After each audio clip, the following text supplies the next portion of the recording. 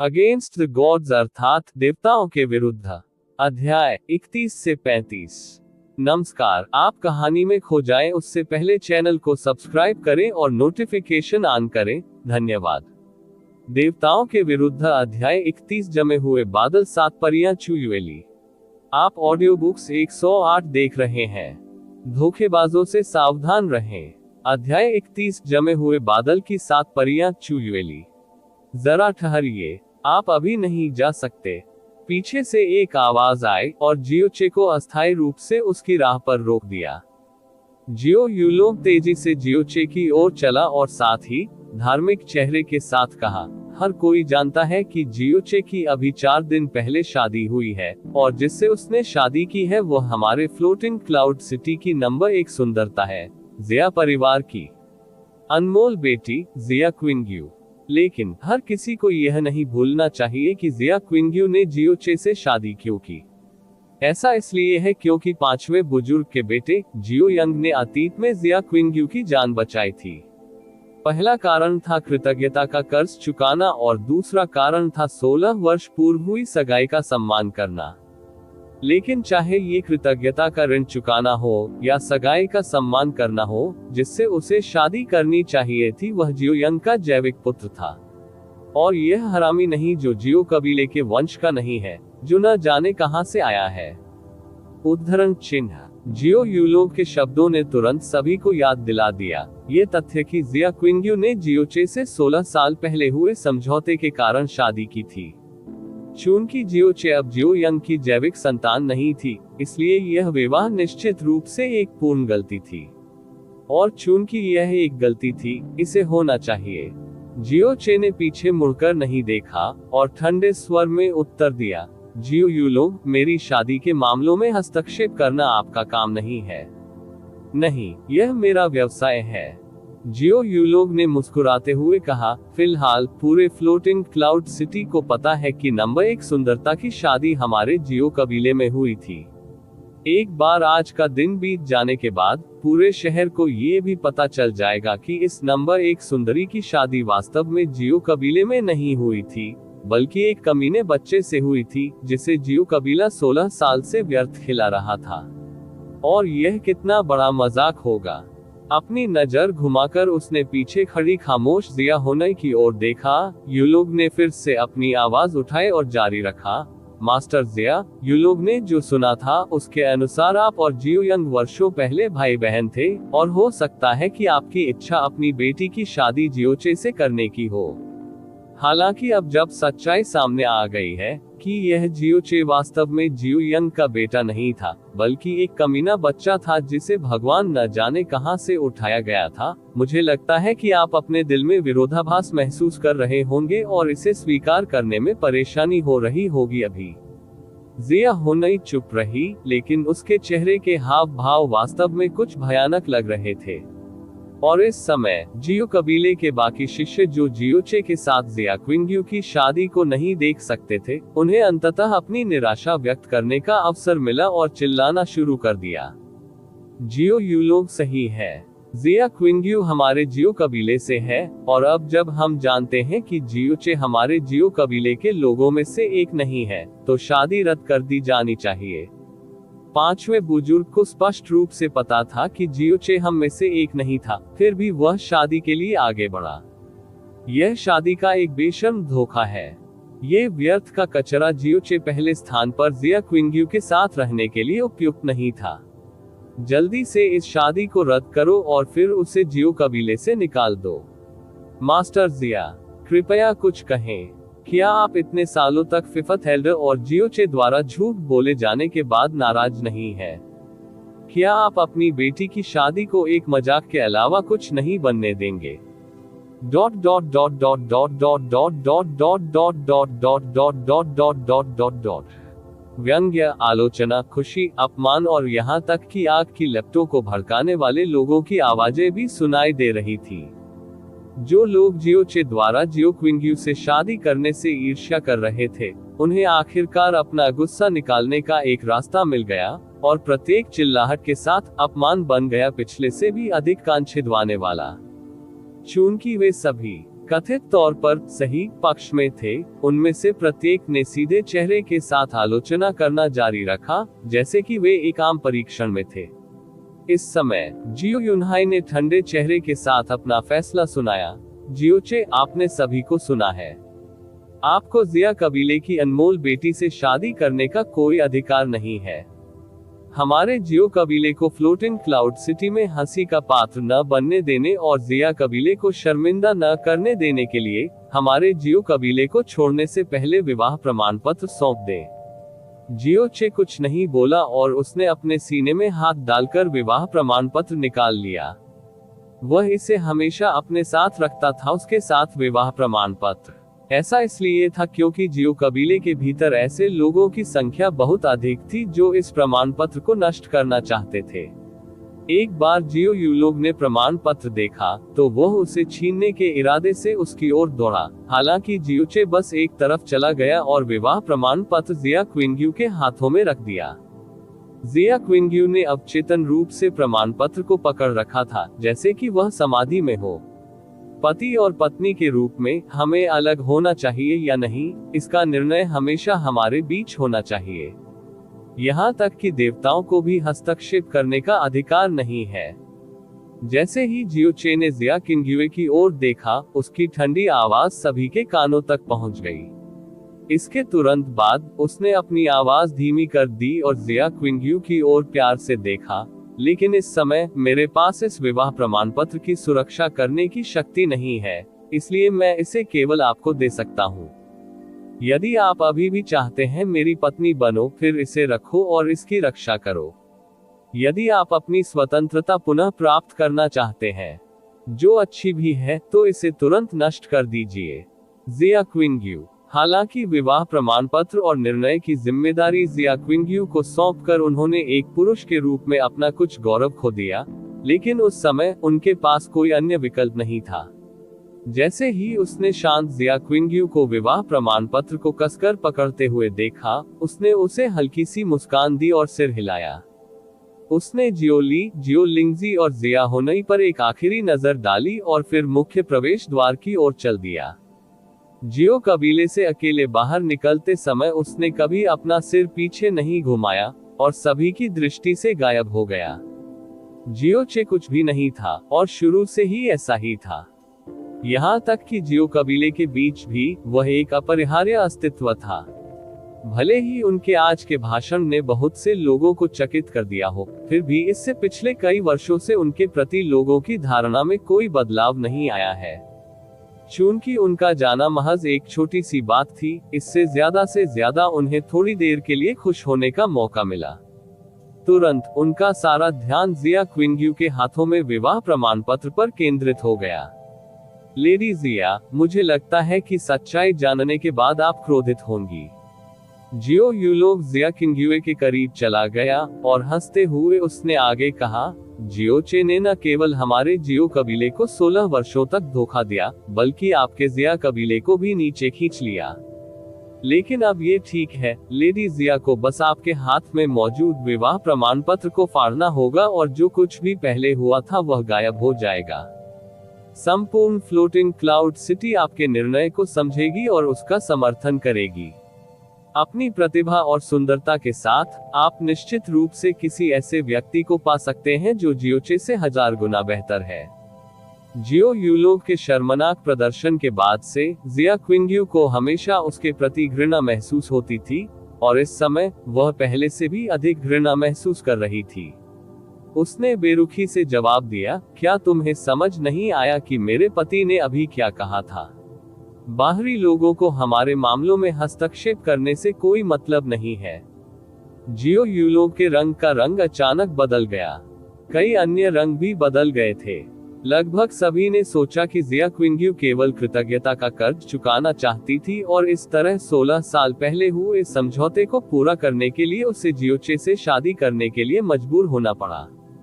यदि नहीं, तो अपनी प्रतिभा और रूप रंग के कारण वह स्वेच्छा से किसी बेकार व्यक्ति से शादी क्यों करेगी, जबकि उसके पास कई प्रतिभाशाली युवकों की पसंद थी। वे इस धारणा के तहत थे कि जिया क्विंग्यू विवाह प्रमाण पत्र को टुकड़े टुकड़े करने में संकोच नहीं करेगी, लेकिन किसने सोचा होगा कि वह वही शब्द कहेगी जो जियोचे ने एक अतुलनीय दृढ़ संकल्प के साथ कहा था, और अभी भी जियोचे कहा जाता है। पति जियो यूलोव का चेहरा सुअर के जिगर के लाल रंग का हो गया। यह उस नाटक से बिल्कुल अलग था जिसकी उन्होंने अपेक्षा की थी। अब जबकि जियोचे को जियो कबीले से निष्कासित कर दिया गया था, जिया क्विंग्यू का अब जियो कबीले के साथ कोई संबंध नहीं था। यदि वह विवाह प्रमाण पत्र नहीं फाड़ती है, तो जियो कबीले को मूल रूप से उस पर दबाव डालने का कोई अधिकार नहीं था। जियो ली की बेजान आंखें अचानक चमक से चमक उठी, और जिया क्विंग्यू की ओर उसकी निगाहें बेहद कोमल हो गईं। जियो कबीले के दबाव और मंत्रोच्चार के तहत उसने ये शब्द कहे थे, इसलिए भविष्य में चाहे कुछ भी हो, यह माना जा सकता है कि उसने जियोचे को निराश नहीं किया। कम से कम उसने जियोचे के गौरव की रक्षा की। यहाँ तक कि जियो लिंगशी, जो हमेशा जिया क्विंग्यू के प्रति एक अकथनीय शत्रुता रखती थी, उसके प्रति सच्ची कृतज्ञता महसूस करती थी। जिया होंगी, जो पूरे समय चुप रहा था, उसी क्षण उसने अपना सिर हिलाया, उसके चेहरे पर अत्यंत प्रसन्नता के भाव प्रकट हुए। जियो कुंगयुन का रंग भी राख हो गया था। यदि जिया क्विंग्यू ने विवाह प्रमाण पत्र नहीं फाड़ा होता, तो उसे प्राप्त करना और भी अधिक कठिन हो जाता। ऐसा इसलिए था क्योंकि उसके पीछे उसका ओवरसियर जियो मोशान, जियो संप्रदाय के अनुशासन हॉल का उपनेता था, जो पुराने जमाने का सख्त और ऐसा व्यक्ति था जिससे वह भी डरता था। वह इस बार जियो कुंगयुन के साथ आया था, सबसे पहले तो उसकी रक्षा करने के लिए, लेकिन दूसरे उसकी निगरानी करने के लिए, और उसे ऐसा कुछ भी करने से रोकने के लिए जिससे जियो संप्रदाय की प्रतिष्ठा खराब हो। जियो मोशान ने उसे अपनी इच्छानुसार फ्लर्ट करने की अनुमति दी, फिर भी वह उसे कभी भी दूसरे की पत्नी को चुराने की अनुमति नहीं देगा। भले ही वह संप्रदाय मास्टर का जैविक पुत्र हो, फिर भी वह बिना किसी परवाह के हस्तक्षेप करेगा। हालांकि वह अभी भी जियो संप्रदाय का एक युवा गुरु था, वह फ्लोटिंग क्लाउड सिटी के एक व्यापारी की बेटी को कैसे नहीं संभाल सकता। उसने अपनी भौहें नीची कर ली और बलपूर्वक आदेश दिया, यह मामला आपका निर्णय नहीं है। इस विवाह ने जियो कबीले की प्रतिष्ठा को प्रभावित किया है, और चूंकि जियो कबीले की उत्पत्ति जियो संप्रदाय से हुई है, इसका मतलब है कि यह मेरे जियो संप्रदाय की प्रतिष्ठा को भी प्रभावित करता है। मैं किसी को भी अपने जियो संप्रदाय की प्रतिष्ठा को धूमिल करने की अनुमति नहीं दूंगा। जियो बा, जाओ और मेरे विवाह प्रमाण पत्र को नष्ट कर दो। हाँ, युवा मास्टर, जियो कुंगयुन ने जबरदस्ती एक अविश्वसनीय कारण बताया, लेकिन किसी ने उसका खंडन करने की हिम्मत नहीं की। जियो मोशान ने भी कोई कार्रवाई नहीं की। जियो बा ने मंच से नीचे कूदकर आदेश का जवाब दिया और जिया क्विंग्यू की ओर हमला किया, उसका लक्ष्य उसके हाथ में विवाह प्रमाण पत्र। भले ही वह जियो संप्रदाय का अनुयायी ही क्यों न हो, फ्लोटिंग क्लाउड सिटी में उसे कौन रोक पाएगा। जैसे ही सभी ने सोचा कि जिया क्विंग्यू के हाथों में विवाह प्रमाण पत्र को बचाया नहीं जा सका, अचानक आसमान से एक सनसनाहट की आवाज आई, साथ में बेहद ठंडी हवा भी आई। वाह! इससे पहले कि जियो बा फर्श पर पहुंचे, वह पहले ही पीछे की ओर उड़ गया था और भद्दे ढंग से मंच पर फैल गया था। वह फर्श पर पड़ा रहा, कांपता रहा और उठा नहीं। अगर कोई करीब से देखे तो उसे उसके पूरे शरीर के चारों ओर बर्फ की एक पतली परत दिखाई देगी। अचानक बदले घटनाक्रम से हर कोई आश्चर्य से चिल्ला उठा। जियो मोशन, जो इतने समय से अपनी आंखें बंद कर रहा था, उसने अचानक अपनी आंखें खोली और ऊपर आकाश की ओर देखा। इस समय ऊपर से एक स्पष्ट और ठंडी आवाज आए, आप जियो संप्रदाय वास्तव में अधिक से अधिक सक्षम हो गए हैं हो, इतना कि आप मेरे असगार्ड शिष्य के विवाह मामलों में भी हस्तक्षेप करना शुरू कर देते हैं। तुम्हें ऐसा करने का अधिकार किसने दिया? नीले आकाश में कभी कभार सफेद बादलों के साथ एक महिला तैर रही थी, जो पूरी तरह से सफेद कपड़े पहने हुए थी, जो अपनी ठंडी आंखों से भीड़ को देख रही थी। उसका रंग असाधारण रूप से बर्फ जैसा सफेद था और उसके होंठ सिंदूरी रंग के थे। उसकी त्वचा चिकनी और गोरी थी। उसमें अद्वितीय लावण्य और शुद्ध पवित्रता थी, मानो चांद के महल से उत्तरी परी की तरह। साथ ही वह ठंडी, गौरवपूर्ण और बेदाग बर्फीली कमल जैसी दिखती थी। टीएल चांग एर के बारे में एक चीनी लोककथा का संदर्भ देते हुए चंद्रमा में महल। हालांकि उसकी विशेषताएं स्पष्ट रूप से अलग थीं, लेकिन किसी के लिए भी उसकी सही उम्र का पता लगाना कठिन था। वह अपने 20वें वर्ष की लग रही थी, और फिर अपने 30वें दशक की, फिर भी वह अभी भी अपनी किशोरावस्था में ही लग रही थी। चमकदार और पारभासी बर्फ के क्रिस्टल का एक टुकड़ा उसके शरीर के चारों ओर लहरा रहा था। वह बिल्कुल परी जैसी, स्वप्निल और बिल्कुल खूबसूरत थी। आसमान में खूबसूरत नजारे ने हर किसी को हैरान कर दिया। अचानक भीड़ में एक कपकपा देने वाली चीख गूंज उठी। गहन फ्लोटिंग तकनीक। ये गहन फ्लोटिंग तकनीक है। ये रोना एक बम की तरह था जो हर किसी पर गिरा था, और उनके जबड़े पूरी तरह से खुल गए थे और उनकी आंखें लगभग उनकी जेब से बाहर आ गई थीं। उनकी हर एक आंख में अभिव्यक्ति में भारी बदलाव देखा जा सकता है। ये सही है। आकाश में महिला स्पष्ट रूप से बिना किसी गहन वस्तु या किसी उड़ने वाले प्राणी की मदद के तैर रही थी। वह पूरी तरह से आकाश में तैरने के लिए अपनी शक्ति का उपयोग कर रही थी। और केवल वही लोग आकाश में तैर सकते हैं जिन्हें प्रोफाउंड फ्लोटिंग तकनीक में महारत हासिल होनी चाहिए। उन्हें कम से कम स्काई प्रोफाउंड दायरे के स्तर तक पहुंचना चाहिए। आकाश की यह महिला वास्तव में पौराणिक स्काई प्रोफाउंड दायरे की अभ्यासी थी। जमे हुए बादल। 7 परियां। जियोमोशन ने अपनी सांसों में फुसफुसाया क्योंकि उसका मन और शरीर दोनों तनावग्रस्त होने लगे और उसकी आंखों में गहरा डर झलकने लगा। क्या कहा आपने? जियो कुंगयुन, जो आकाश में महिला के नशे में था, 4 शब्द फ्रोजन क्लाउड्स 7 परियां सुनने के बाद अचानक अपने होश में आ गया। ये 7 महिलाएं ही कारण थी कि फ्रोजन क्लाउड असगार्ड शीर्ष कुलों में से एक था। वे ऐसे लोग थे जिनसे उसके पिता भी बहुत डरते थे। अफवाहें कहती हैं कि जमे हुए बादल की 7 परियों के भीतर सबसे कम गहन शक्ति पहले से ही स्काई प्रोफाउंड दायरे में थी, और उनमें से सबसे मजबूत कथित तौर पर सम्राट प्रोफाउंड दायरे के आधे रास्ते पर था। फ्रोजन क्लाउड 7 परियों के अस्तित्व के कारण जियो संप्रदाय की स्थिति हमेशा फ्रोजन क्लाउड असगार्ड से नीचे थी। ब्लू विंड रैंकिंग टूर्नामेंट में लगातार 3 सीजन तक जियो संप्रदाय हमेशा फ्रोजन क्लाउड असगार्ड से हार गया था। युवा मास्टर, वह फ्रोजन क्लाउड 7 परियों में 5वें स्थान पर है। चुयुएली, मुझे नहीं पता कि वह यहाँ क्यों आएगी, लेकिन चाहे कुछ भी हो, उसे नाराज मत करना। अगर मेरे 10 लोग भी एक साथ आ जाएं, तब भी मैं उससे नहीं जीत पाऊंगा। जियो मोशन धीरे से फुसफुसाया। वह स्पष्ट रूप से जानता था कि जियो कुंगयुन वास्तव में किस प्रकार का लंपट था। यदि उसने अपने विकृत स्वभाव को प्रकट करके उसे क्रोधित किया, तो परिणाम बिल्कुल अकल्पनीय होंगे। देवताओं के विरुद्ध अध्याय 32 बर्फ परी निवारक। आप ऑडियो बुक्स 108 देख रहे हैं। धोखेबाजों से सावधान रहें। अध्याय 32 बर्फ परी निवारक। जब उसने सुना कि मोशन ने क्या कहा है, तो जियो कुंगयुन अहंकारी होने की हिम्मत कैसे कर सकता है। उसने तेजी से अपने अहंकार पर अंकुश लगाया और बोलने के लिए अपना सिर उठाया। तो यह वास्तव में फ्रोजन क्लाउड असगार्ड की चू परी है। इस जूनियर का नाम जियो कुंगयुन है। यहाँ आकस्मिक रूप से आपका सामना होना कुंगयुन का महान सौभाग्य है। लेकिन चू परी ने आज व्यक्तिगत रूप से इस छोटे से तैरते क्लाउड सिटी पर उतरने का फैसला क्यों किया? क्या ऐसा हो सकता है कि यह एक महत्वपूर्ण मामला हो? पिता ने हमेशा सिखाया था कि यदि फ्रोजन क्लाउड असगार्ड की परी से सामना हो तो अत्यंत विनम्र रहें।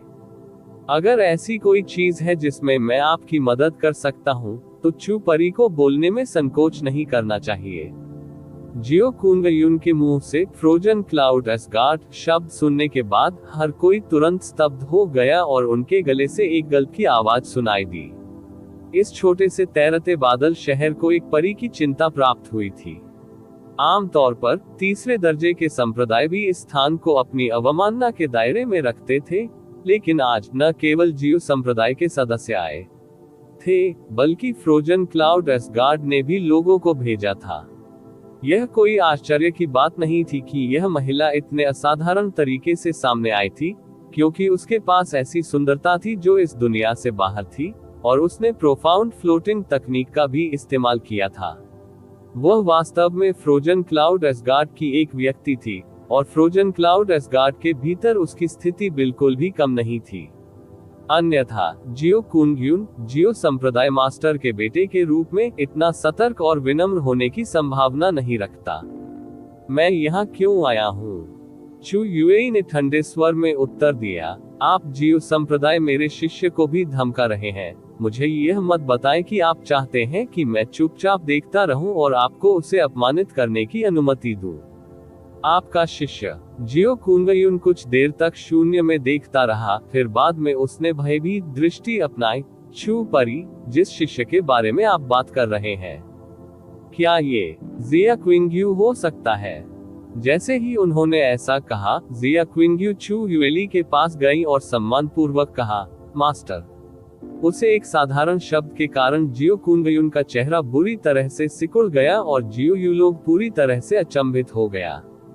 पूरा जियो कबीला और फ्लोटिंग क्लाउड सिटी के विभिन्न रईस सभी स्तब्ध रह गए, इस हद तक सदमे में थे कि उनके दिल लगभग रुक गए थे। मेरे स्वर्ग, यह जिया कबीले की बेटी वास्तव में फ्रोजन क्लाउड एसगार्ड की शिष्या थी। अप्रत्याशित रूप से फ्रोजन क्लाउड एसगार्ड का एक शिष्य हमेशा से इस तैरते क्लाउड सिटी में रहा था। जिन लोगों ने जिया क्विंगयू को देखा, उनके चेहरे अतुलनीय रूप से हैरान और भयभीत हो गए थे। जिया होनई को देखने वालों की नजर भी अचानक बदल गई थी। जियो युलोग काफी देर तक वहीं खड़ा रहा और फिर अचानक ठंडे पसीने से तरबतर हो गया। जिया क्विंगयू वास्तव में फ्रोजन क्लाउड एसगार्ड का शिष्य था। पहले वह उसके साथ छेड़छाड़ करने की कोशिश करने तक गया था, लेकिन उसे एक सबक सिखाया गया था जिसने उसे एक अजीब स्थिति में डाल दिया था। उसके दिल में अभी भी वह नाराजगी थी, लेकिन जब उसने इसके बारे में सोचा तो उससे जीवित वापस आना बिल्कुल वैसा ही था। उसके पूरे जीवन में जो कुछ बचा है उसे उठा रहा हूँ। फ्रोजन क्लाउड एसगार्ड के एक शिष्य के साथ स्वतंत्रता लेने की कोशिश करने के लिए ब्लू विंड एम्पायर में कितने लोगों में इस तरह का साहस था? यह उसकी तुलना में कुछ भी नहीं था कि कैसे जियोचे और जिया क्विंगयू को अलग होने के लिए मजबूर किया गया था। यह उसकी योजना थी जो उसने जियो कुंगयुन को पेश की थी, ताकि जियोचे के जाने के बाद जियो कुंगयुन जिया क्विंगयू को प्राप्त कर सके, जो बुरी तरह से विफल हो गई थी। अगर फ्रोजन क्लाउड एसगार्ड को इसका पता चल गया तो वह व्यावहारिक रूप से मरने के लिए बर्बाद हो गया था। दुखद मृत्यु। अपने ठंडे पसीने में जियो युलोग ने जियो कुंगयुन के चेहरे की दिशा की ओर देखा जो रंग से रहित था। तो ये पता चला कि जिया क्विंगयू अप्रत्याशित रूप से आपका नेक शिष्य था। इस जूनियर को इसके बारे में पहले से पता नहीं था, जिसके परिणामस्वरूप ये गलतफहमी हुई। यदि यह उनके जियो संप्रदाय का शिष्य होता तो जियो कुंगयुन इसे कभी जाने नहीं देता। लेकिन फ्रोजन क्लाउड एसगार्ड अलग था। फ्रोजन क्लाउड एसगार्ड के लोग रक्त संबंधी संप्रदाय नहीं थे। उनकी सभी शिष्याएं महिलाएं थीं, जिन्हें ब्लू विंड एम्पायर के बीच सबसे अच्छी योग्यता वाले लोगों में से चुना गया था। परिणामस्वरूप वे 4 प्रमुख संप्रदायों में से सबसे छोटे संप्रदाय थे। हालांकि वे अभी भी 4 प्रमुख संप्रदायों में दूसरे स्थान पर हैं, जो स्पष्ट रूप से उनके कौशल के असाधारण स्तर का संकेत देता है।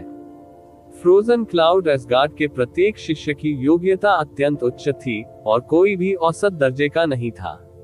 उनमें से प्रत्येक को अपने एसगार्ड का संरक्षण प्राप्त हुआ। यदि उन्होंने अपने जियो संप्रदाय के निचले पद के शिष्यों को उकसाया होता तो शायद ये केवल एक मामूली बात होती। यदि उसने दूसरे संप्रदाय के शिष्यों को उकसाया तो उनकी मृत्यु आमतौर पर सामान्य परिणाम होगी।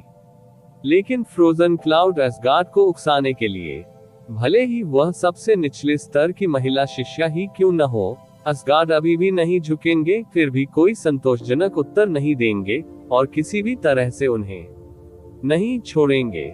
गलतफहमी। ये सबसे अच्छा है यदि ये केवल गलतफहमी है। क्या आप अब भी मेरे शिष्य के विवाह प्रमाण पत्र को टुकड़े टुकड़े करना जारी रखेंगे? चू युएई ने उदासीन भाव से पूछा और अपनी निगाहें नीचे की ओर घुमाई और किसी की भी उससे आमने सामने नजरें मिलाने की हिम्मत नहीं हुई। हालांकि वह सिर्फ एक महिला थी, उपस्थित सभी पुरुषों को लगा कि वह मून पैलेस की परी थी। एक आम आदमी के रूप में वे अपनी हीनता पर शर्मिंदा थे और बीच में अंतर महसूस करते थे। उनके लिए एक से अधिक झलक लेने का साहस करना बुनियादी तौर पर असंभव था। चूंकि यह एक गलतफहमी थी, तो इसकी हिम्मत कैसे हुई? जियो कुंग्युन ने शांति से तर्क दिया, लेकिन जूनियर एक मामले को लेकर हैरान है। हालांकि जूनियर को बहुत सी बातें नहीं पता होंगी, लेकिन यह समझा जाता है कि फ्रोजन क्लाउड एसगार्ड की परियों को भावुक होने की मनाही है और उन्हें अपनी इच्छाओं को दबाना पड़ता है। उन्हें कभी भी शादी करने की अनुमति नहीं है, फिर भी इस जिया क्विंग्यू को इसकी अनुमति क्यों दी गई? हालांकि मेरे एसगार्ड के फ्रोजन क्लाउड्स आर्ट्स में वास्तव में आत्म संयम और संयम की आवश्यकता होती है, लेकिन इसने शिष्यों को शादी करने से कभी मना नहीं किया। किंग्यू 12 साल की उम्र में मेरे एसगार्ड में शामिल हो गया था, लेकिन एसगार्ड तक मेरे साथ वापस आने में हमेशा अनिच्छुक रहा था। ये केवल 16 साल की उम्र में जियोचे से शादी करने के इंतजार के लिए था।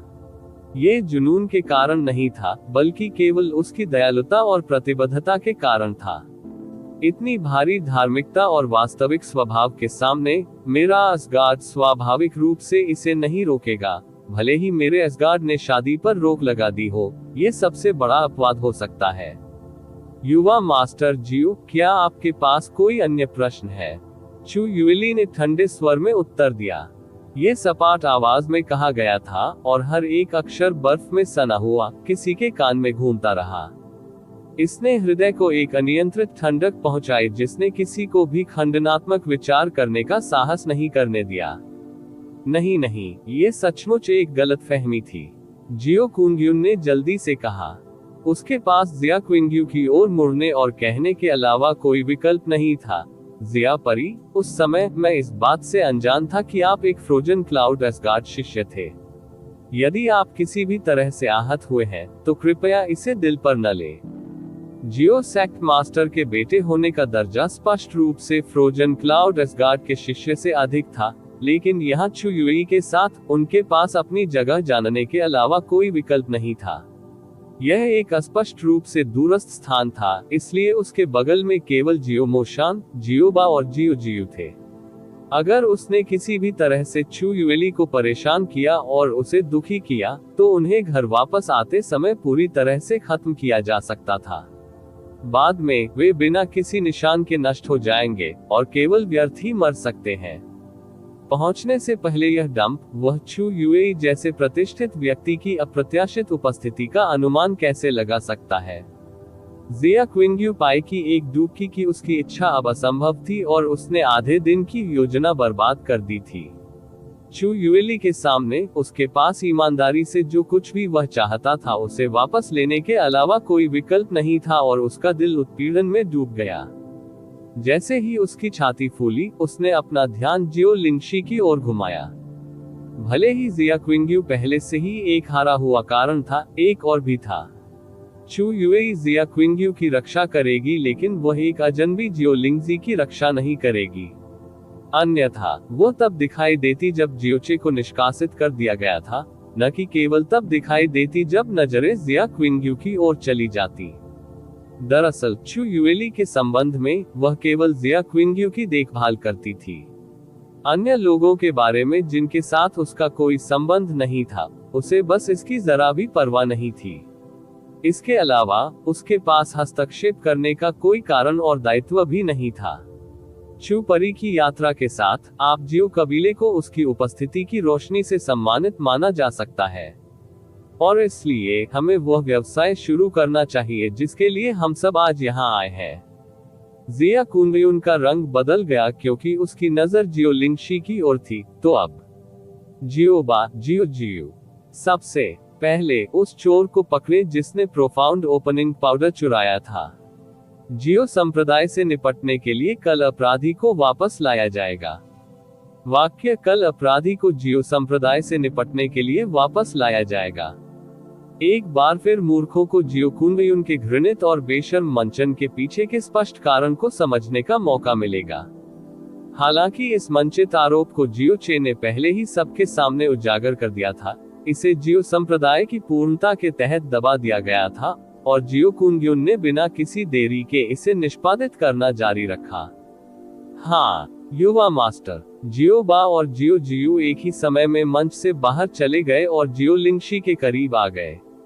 मालिक, ये देखने पर जिया क्विंग्यू ने तुरंत अर्थपूर्ण दृष्टि से चू युएली की ओर इशारा किया, यह उम्मीद करते हुए कि वह जियो लिंगशी की रक्षा करने में मदद करेगी। कम से कम जियो कुंगयुन को उसे दूर नहीं ले जाने देगी। हालांकि चू युएई अनजान रहे और उन्होंने कोई जवाब नहीं दिया।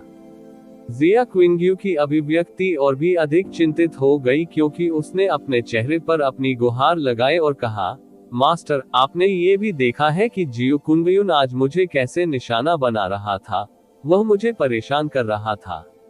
जियो चे को निष्कासित कर दिया गया और हमारे निहितार्थ के कारण उसे कष्ट सहना पड़ा। जाने से पहले उसने मुझसे अपने दादा और छोटी चाची की रक्षा करने के लिए कहा। मैं पहले ही सहमत हो चुका था। इसे आखिरी काम समझो जो मैं उसके लिए करूंगा। इस मामले के बाद मैं तुरंत मास्टर के पीछे फ्रोजन क्लाउड असगार्ड पर वापस आऊंगा, असगार्ड में रहूंगा और गहन तरीकों से खेती करने के लिए ध्यान लगाऊंगा। मैं मास्टर से इस अनुरोध को पूरा करने के लिए कहता हूँ। चू युएली की आंखें चमक उठी और थोड़ी हलचल हुई और उसने एक हल्की आह भरी। उसने अपना दाहिना हाथ उठाया और धीरे से हिलाया। कुछ ही पल में अचानक ठंडी हवा का प्रवाह प्रकट हुआ। जियो बा और जियो जियू को अचानक ठिठुरन महसूस हुई और वे अपनी जगह पर रुक गए, आगे बढ़ने की हिम्मत नहीं कर रहे थे। जैसे ही जियो कुंगयुन ने गहरी सांस ली, उसके चेहरे के रंग में तत्काल सूक्ष्म बदलाव आया। चू परी, इसका क्या मतलब है? चू परी ने आपके कुलीन शिष्य के विवाह मामले में मेरे जियो संप्रदाय की भागीदारी की आलोचना की थी। फिर भी जब हम मेरे जियो संप्रदाय मामले को संभाल रहे हैं, चू परी अभी भी हस्तक्षेप करने की योजना बना रही है। नहीं, मुझे आपके जियो संप्रदाय के मामले में शामिल होने में कोई दिलचस्पी नहीं है। चू युएई ने शांत भाव से उदासीन भाव से कहा, लेकिन डगमगाया नहीं, मैं बस इन मामलों के प्रति कुछ हद तक अभ्यस्त हूँ और परिणामस्वरूप जैसा मैं चाहता हूँ वैसे ही आगे बढ़ता हूँ। चूंकि आपने कहा कि यह आपके जियो संप्रदाय का मामला है, तो क्या जियो लिंगजी आपके जियो संप्रदाय के लोगों में से एक है? जियो कुंगयुन ने अपना सिर हिलाया। नहीं, उसने जो चुराया था वह मेरा जियो सेक्ट का गहरा उद्घाटन पाउडर था।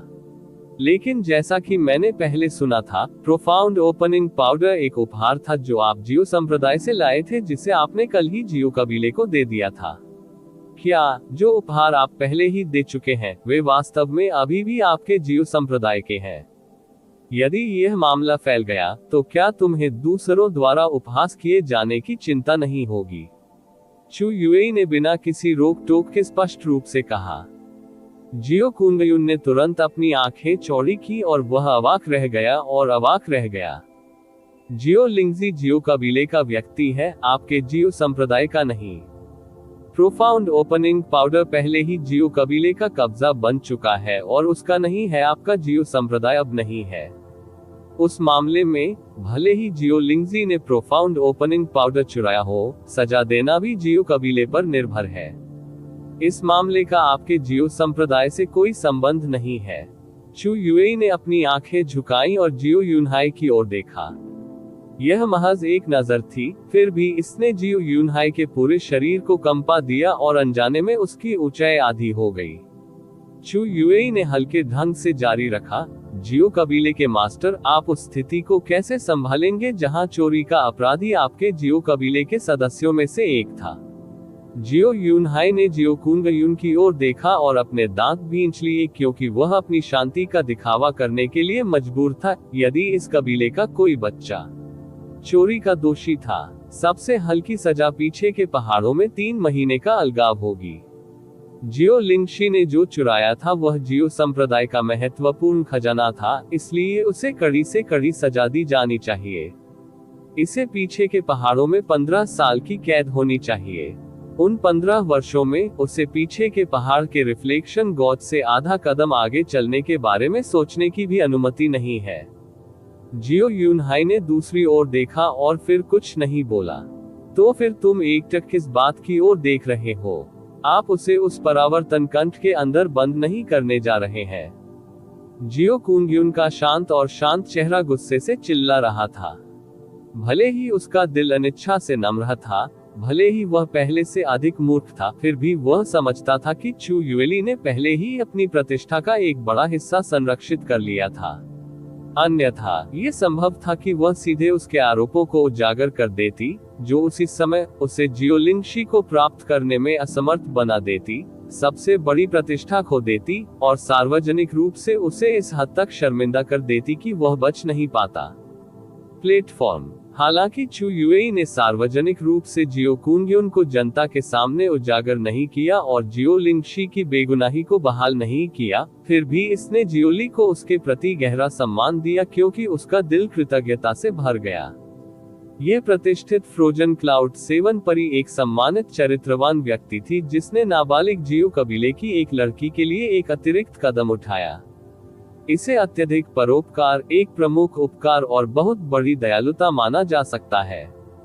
कम से कम उसने जियो कुंग्युन द्वारा जियोलिंगशी को जियो संप्रदाय में वापस लाने के दुष्स्वप्न को रोका था। जिस लड़की को मैंने पढ़ाया था उसे गुमराह किया गया था और मैंने जियो कबीले को 10 साल से अधिक समय तक धोखा दिया था, इसलिए मुझे भी वही कड़ी सजा भुगतनी चाहिए। जियोली का रंग शांत रहा और वह चौथे बुजुर्ग जियोचेन को आते हुए देखकर उदासीनता से बात कर रहा था। चू युएई की उपस्थिति में जियोचेन संभवतः उतावलेपन की हिम्मत कैसे कर सकता है। उसने एक भी वाक्य बोलने की हिम्मत नहीं की और समाज के मानदंडों के आगे झुक गया क्योंकि वह जियोलाई और जियोलिंगजी को पीछे के पहाड़ों की दिशा में ले गया। हालांकि यह अंततः 15 वर्षों के दयनीय कारावास में समाप्त हुआ, जिया क्विंग्यू ने समझा कि चू युएली ने जो स्थिति हासिल की थी वह उसकी पूर्ण सीमा थी। ये स्पष्ट था कि जियोली का रिफ्लेक्शन गॉच तक सीमित रहने का सहज अनुरोध जियोलिंगजी के साथ जाना था और साथ ही उसे नुकसान से बचाना था। शायद सुरक्षा के मामले में किसी चिंता की जरूरत नहीं थी। इसके बाद क्या होगा, उनके पास अपने भाग्य की देखभाल करने के अलावा कोई विकल्प नहीं है। उस स्थिति में हम गुरु और शिष्य के लिए अब यहाँ रहने का कोई कारण नहीं है। जियोलिंगशी और जियोली को पीछे के पहाड़ों में लाए जाने के बाद चू युएली ने उदासीनता से कहा, युवा मास्टर जियो, आपके फ्लोटिंग क्लाउड सिटी छोड़ने के बाद मैं अभी भी पास में रहूंगा। क्विंग्यू, चलो चले। चू युएई ने जो अंतिम शब्द कहे थे उससे जियो कुंग्युन ने चुपचाप अपने दांत भींच लिए।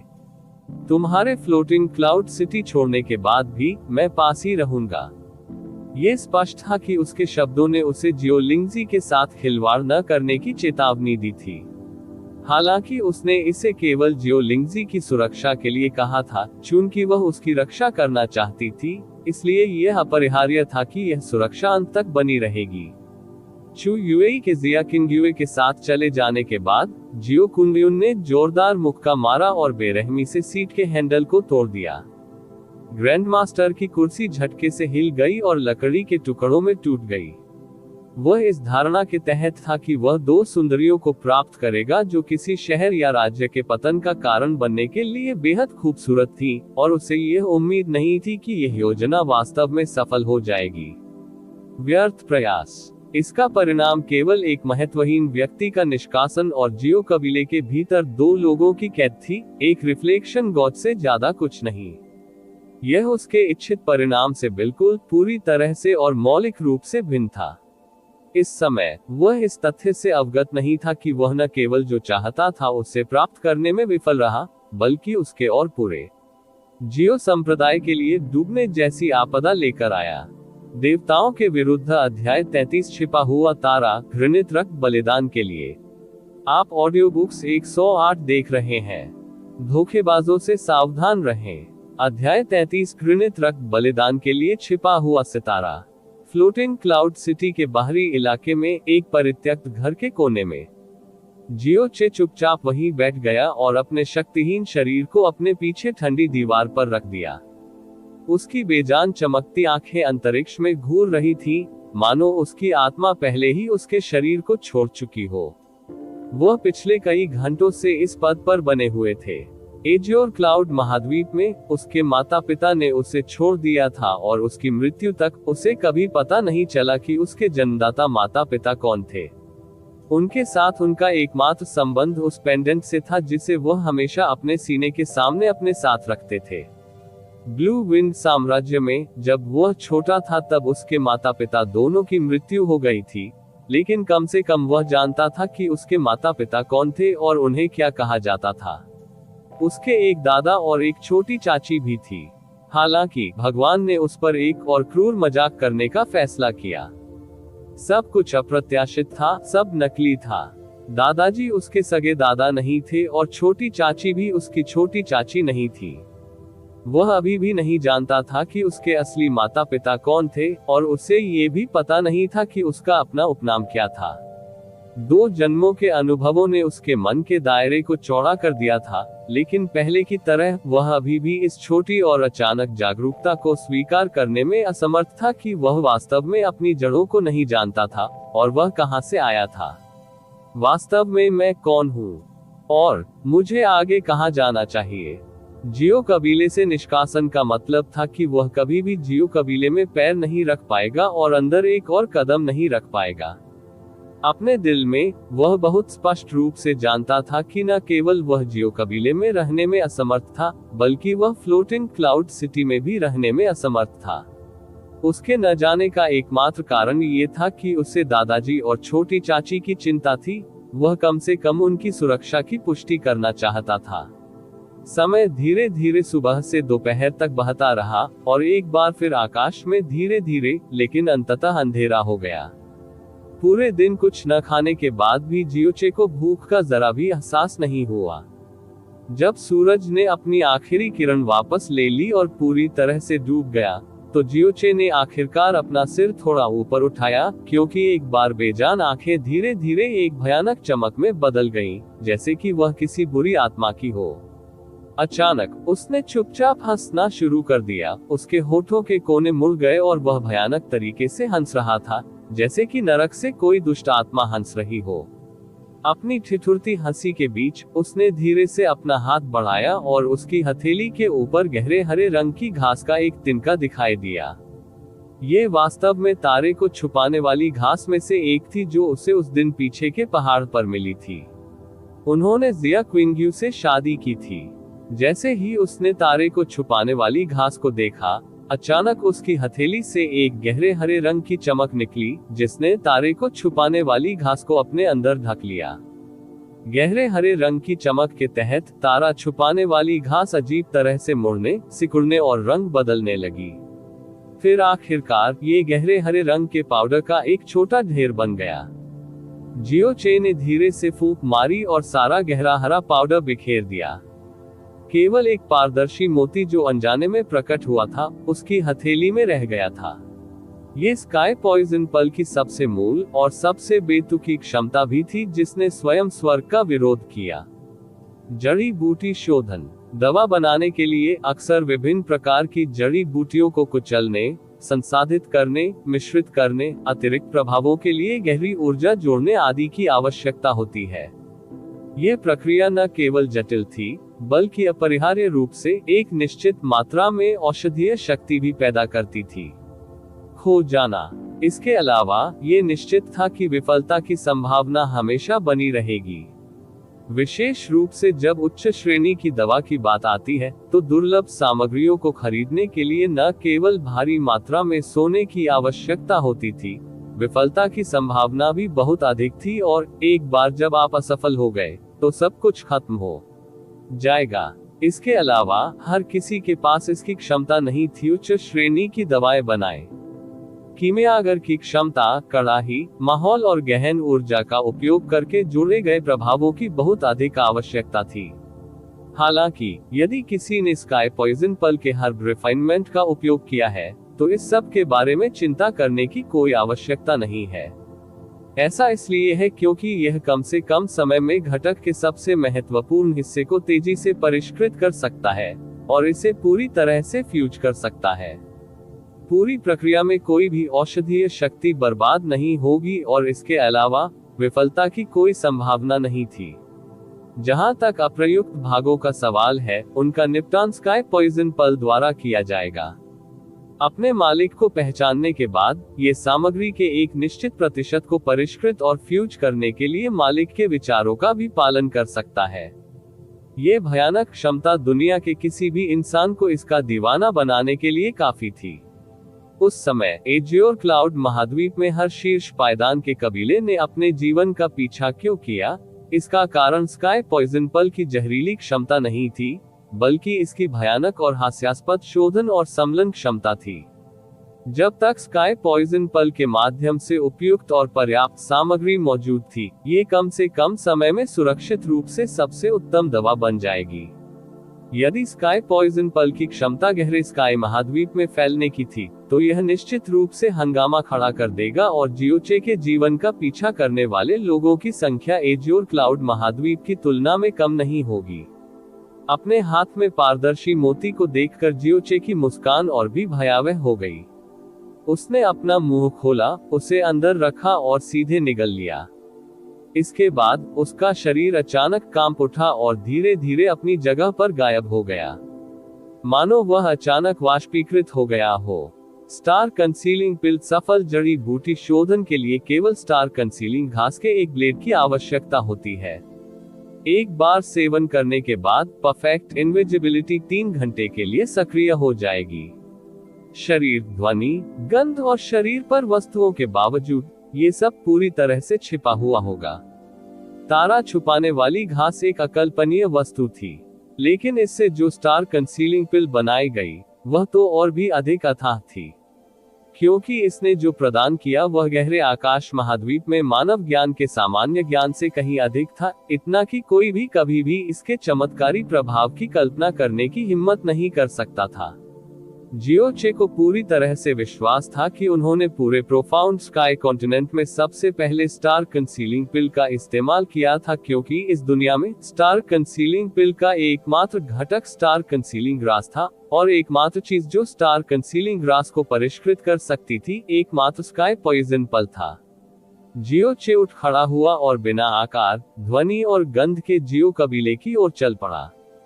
आसमान पहले ही अंधेरा हो चुका था और जियो कबीले के अंदर के लैंप रास्ते में जगमगा रहे थे। जियोचे ने जियो कबीले के द्वार के माध्यम से कदम रखा और लापरवाही से एक सीधी रेखा में चला गया। उसकी मुद्रा में थोड़ी सी भी सावधानी नहीं थी।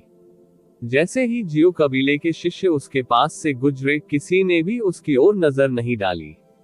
स्टार कंसीलिंग पिल का सेवन करने के बाद प्राप्त छिपाव को सही कहा जाता था, क्योंकि इससे न केवल शरीर पारदर्शी हो जाता था, बल्कि बाहरी और आंतरिक उपस्थिति भी पूरी तरह से छिप जाती थी, जैसे कि कोई किसी अदृश्य स्थान की दरार में पूरी तरह से छिपा हुआ हो।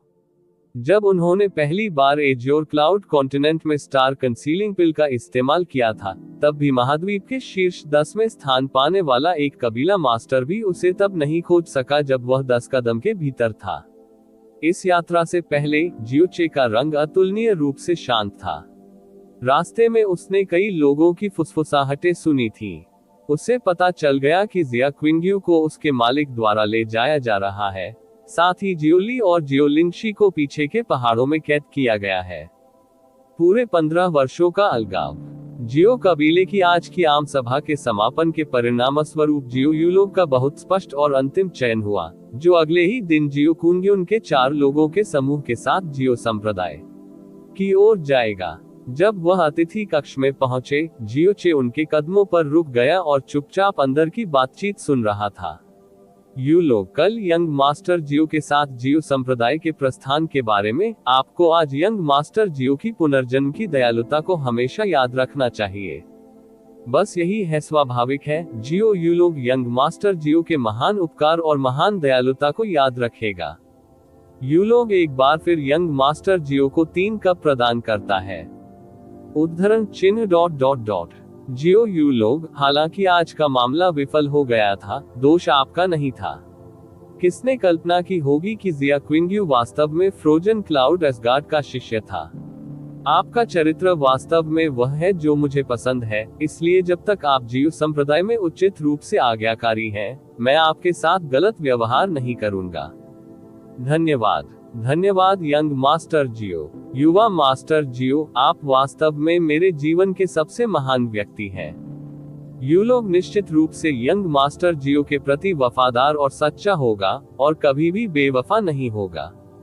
मैंने जिया क्विंग्यू के मामले की भविष्यवाणी नहीं की थी, लेकिन जियो लिंगजी को फंसाने की मेरी योजना पूरी तरह से एक नहीं है व्यर्थ प्रयास। यद्यपि यंग मास्टर जियो पास के छू यूएली के कारण उसे छू नहीं सकता है, यंग मास्टर जियो 1 या 2 वर्ष के बाद यहाँ लौटने का एक कारण ढूंढ सकता है। फिर जियो लिंगशी संभवतः कैसे बच सकता है? हे dot dot dot dot dot dot dot dot dot dot dot dot dot dot dot dot dot dot. जियो यूलोग की आवाज का लहजा कुछ हद तक लापरवाह हो गया था और यह स्पष्ट था कि वह पहले से ही नशे में था। जैसे ही जियो चे सुन रहा था, उसका रंग और अधिक ठंडा हो गया क्योंकि दोनों हाथों की उंगलियां सख्ती से कस गईं। बाद में वह ईस्ट कोर्टयार्ड की दिशा में जाने के लिए मुड़ा। जैसे ही वह पूर्वी प्रांगण से बाहर आया, उसके हाथ में एक अतिरिक्त छोटा खंजर था जो न जाने कहां से आया था। फिर वह एक बार फिर उत्तरी प्रांगण की दिशा की ओर बढ़ गया। नॉर्थ कोर्टयार्ड का नंबर 11 जियो यूलोग का आंगन था और इस समय वहां एक भी व्यक्ति नजर नहीं आ रहा था। जियो चे ने धक्का देकर दरवाजा खोला और प्रवेश किया। कमरे के मध्य में उन्होंने इसके लेआउट पर एक नजर डाली। बाद में वह ठंडे स्वर में हंसा और सीधे उसके सामने वाली खिड़की की ओर चला गया। जैसे ही उसने छोटा ब्लेड उठाया, उसने खिड़की के बीच में वार किया और फिर खंजर बाहर खींच लिया। उपर्युक्त खिड़की में अचानक मुट्ठी के आकार का एक अतिरिक्त छेद हो गया। फिर जियो चे बस किनारे पर खड़ा रहा और चुपचाप जियो यूलोग के आने का इंतजार करने लगा। उसे ज्यादा देर तक इंतजार नहीं करना पड़ा। हिलने डुलने की आवाज की गूंज आधे घंटे बाद आई। इसके बाद कमरे का दरवाजा धक्का देकर खोला गया और जियो यूलोग, जो शराब की तेज गंध से बदबू आ रही थी, जियो यांग के सहारे अंदर चला गया। बॉस, जब आप जियो संप्रदाय में प्रवेश करते हैं तो आपको इस छोटे भाई के इन वर्षों को नहीं भूलना चाहिए, जो हमेशा आपकी आज्ञा और कॉल पर था। जैसे ही जियो यांग ने जियो यूलोग को बिस्तर पर उठाया, जियो यांग ने हंसी उड़ाई। अगर वह मर भी जाए तो भी उसने कभी यह नहीं सोचा होगा कि इस समय जहां वह खड़ा था, वहां से 2 कदम की दूरी पर एक व्यक्ति था जो निश्चल, निश्चल और ठंडे भाव से उसे देखता रहा। जियो यूलोग नशे में इस हद तक बेहोश हो गया था कि वह सीधे बिस्तर पर गिर गया और 2 आवाजों के साथ स्पष्ट प्रतिक्रिया दी, जो केवल इसलिए निकली क्योंकि वह कराह रहा था। जियो चे जियो यूलोग के बिस्तर के सामने चला गया और धीरे से अपने हाथों में छोटा खंजर उठाया। आमने सामने के टकराव में वह स्पष्ट रूप से जियो यूलोग का मुकाबला नहीं कर सका। यहाँ तक कि स्टार कंसीलिंग ग्रास के समर्थन के बावजूद इस बात की कोई निश्चितता नहीं थी कि वह जियो यूलोग को मारने में सक्षम होगा। ऐसा इसलिए था क्योंकि भले ही कोई पूरी तरह से रक्षाहीन हो, किसी हमले की स्थिति में शरीर की गहन ऊर्जा सशर्त रूप से मुक्त हो जाएगी और खुद की रक्षा करेगी। उसके शरीर में मूल रूप से कोई गहरी ऊर्जा नहीं थी और उसके हाथ में जो साधारण खंजर था, जरूरी नहीं कि वह जियो यूलोग के शरीर को छेद सके, जिसमें नवजात गहन क्षेत्र के तीसरे स्तर की गहरी ताकत थी। स्टार कंसीलिंग पिल की छिपने की क्षमता पूरी तरह से अजेय नहीं थी। अदृश्यता की अवधि के दौरान यदि कोई छुपे हुए शरीर के संपर्क में आता है तो अदृश्यता तुरंत रद्द कर दी जाएगी। यदि वह अपने हमले से चूक जाता और इसके बजाय प्रतिद्वंद्वी द्वारा छू लिया जाता, तो वह पूरी तरह से एक संकट में फंस जाता और इसका परिणाम मृत्यु भी हो सकता है। हालांकि उस समय जियो यूलोग नशे में धुत था, इसलिए यह एकदम सही मौका था। उसने उस छेद के स्थान पर नजर डाली जो उसने पहले खिड़की में किया था, और स्थिति सुनिश्चित करने के बाद उसने अपनी आंखें सिकोड़ ली क्योंकि उसके हाथ में मौजूद खंजर अचानक नीचे गिर गया। उसने अपने पूरे शरीर की ताकत का इस्तेमाल करते हुए जियो यूलोग के डेंटियन के बाईं ओर नाभि से 2 इंच नीचे बेरहमी से धक्का दिया। तुरंत ही ये छेदा हुआ। वह तुरंत पीछे की ओर कूद गया और कमरे के कोने में खड़ा हो गया। उसे एक बार से सीधे जियो यूलोग का गला कट सकता था और उसकी जान जा सकती थी, लेकिन फिर भी उसने ऐसा नहीं करने का फैसला किया। अगर जियो यूलोग इतनी आसानी से मर गया तो वह उसे मरने देना कैसे सहन कर सकता है। वह संभवतः उसके दिल के अंदर की नफरत को कैसे दूर कर सकता है। वह जियो यूलोग के खूबसूरत सपने को पूरी तरह से कुचल देना चाहता था, उसे स्वर्ग से नरक में गिरने का अनुभव करने दे और उसे यह इच्छा करने दे कि उसके लिए मरना ही बेहतर होगा। मजेदार शो अभी शुरू ही हुआ था। देवताओं के विरुद्ध अध्याय 34 छिपा हुआ तारा, घृणित रक्त बलिदान के लिए 2। आप ऑडियो बुक्स 108 देख रहे हैं। धोखेबाजों से सावधान रहें। अध्याय 34 घृणित रक्त बलिदान के लिए छिपा हुआ सितारा 2। जियो यूलोग के पेट का निचला हिस्सा फट जाने से भारी मात्रा में खून बाहर निकल आया। पहले से नशे में धुत जियो यूलोग ने बिस्तर से गिरते ही एक मरते हुए सूअर की तरह की आवाज निकाली। दर्द से फर्श पर लौटते हुए दोनों हाथों से उसका पेट ढका हुआ था। दरवाजा अचानक खुला हुआ था और जियो यांग, जो ज्यादा दूर नहीं था, चीख सुनकर वापस अंदर भागा। जब उसने स्थिति को अपनी आंखों के सामने देखा तो उसका रंग उड़ गया और उसके हाथ घबराहट से कांपने लगे। बॉस, वह जियो यूलोग की मदद करना चाहता था, लेकिन उसने बिना अनुमति के उसे छूने की हिम्मत नहीं की। अपनी शुरुआती घबराहट के बाद वह तेजी से बाहर भागा और तेजी से दहाड़ा। कबीले मास्टर, जियो यूलोग पर एक हत्यारे ने हमला किया है। कबीले मास्टर, रात के आकाश के नीचे जियो यांग की आवाज ने काफी दूरी तय की और मूल रूप से बहुत शांत जियो कबीले को अचानक बेहद अराजक बना दिया। जैसे ही उसने जियो यूलोग को फर्श पर रोता हुआ देखा, जियो चे ने ठंडे स्वर में हंसते हुए धक्का देकर दरवाजा खोला और इत्मीनान से बाहर चला गया। ज्यादा देर नहीं हुई जब जियो यूनहाई, जियो गू और कई बुजुर्ग तुरंत अंदर पहुंचे। पेट में खंजर घोंपने और जियो यूलोग के शरीर से खून बहता देखने के बाद जियो यूनहाई अचानक सदमे में थी। वह तेजी से आगे बढ़ने के बीच में लड़खड़ा गया। यूलोग, जियो यूलोग की चेतना बिल्कुल भी फीकी नहीं पड़ी। पिछला शराबी पूरी तरह से जाग चुका था। उसने जियो यूनहाई की आस्तीन पकड़ने के लिए अपना हाथ बढ़ाया और पीड़ा की एक धीमी आवाज निकाली, फा।